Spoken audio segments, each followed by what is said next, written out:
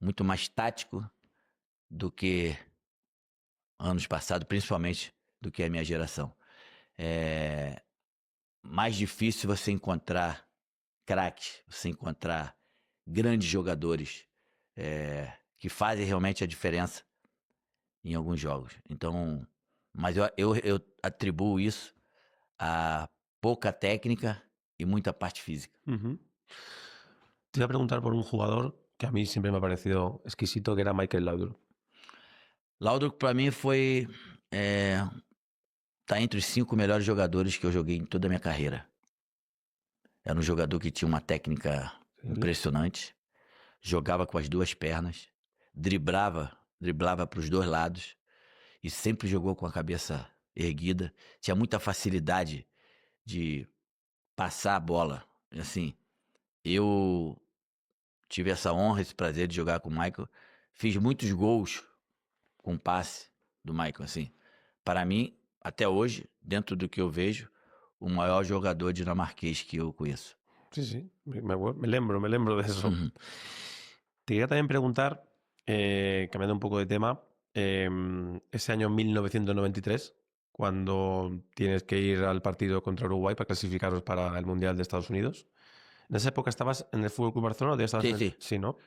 Eu estava no clube, no Barcelona, e eu estreiei contra o Atlético de Bilbao. Um jogo contra o Uruguai no Maracanã, era o último jogo das eliminatórias. O Brasil tinha necessidade de ganhar.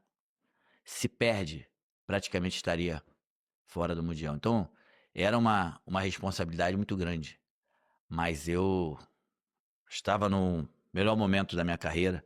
93, 94, 95, eu posso dizer que foram os anos assim que eu mais brilhei nesses anos todos que eu joguei futebol. E voltei sabendo da minha responsabilidade e consegui fazer o maior jogo da minha vida como jogador de futebol, nesse jogo contra o Uruguai. E o mais importante, consegui colocar, junto com meus companheiros, né, todo aquele grupo, o Brasil de novo na Copa do Mundo. Pero antes no había sido con las selecciones... Não. Em 92, eu fui... a comissão mudou. Era um outro grupo técnico. Era o treinador Parreira, auxiliar Zagallo. Estavam chegando no Brasil, na seleção brasileira. Apesar que já tinham sido treinadores lá atrás. Então, eles, num jogo, Brasil e... não me lembro. Em 92, em dezembro, eu não fui titular. Fiquei na reserva. E aí, tive muito problema por causa disso. Sim. Teve uma discussão, eu não gostei, a gente se desentendeu. E eu fiquei de dezembro até esse mês de outubro, de setembro, sem ser convocado por esse problema que eu tive com a comissão. E o Brasil, nessas eliminatórias, acabou não fazendo um grande papel. E acredito que a minha convocação foi porque ele realmente tinha uma preocupação da possibilidade do Brasil não ir para a Copa, e aí eles queriam dividir essa responsabilidade comigo. Mas, no caso, para o Brasil e para mim, acabou dando certo e foi um momento assim, muito especial na minha vida. Aquel Mundial del 94, ¿qué supuso para ti? Assim, todo jogador de futebol sonha um dia jogar na seleção do seu país. E no meu caso era do Brasil. Eu tinha disputado a Copa do Mundo de 90, mas como eu estava lesionado, eu só joguei apenas um tempo de um jogo. E eu iria disputar uma Copa do Mundo 100%. Em 94 apareceu essa oportunidade. A gente sonha em ser jogador de futebol, sonha em jogar na seleção brasileira, no caso brasileiro, e principalmente o sonho de disputar uma Copa do Mundo.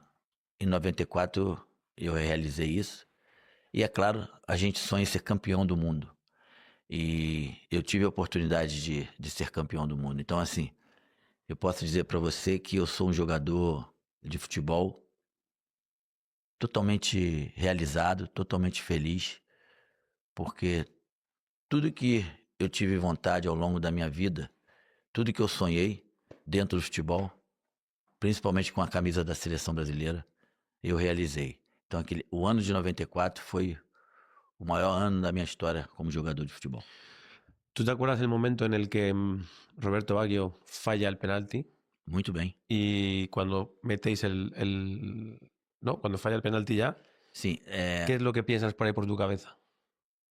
cara, assim, muita coisa passa naquele momento. Você tem essa experiência, você passou por isso. E naquele exato momento eu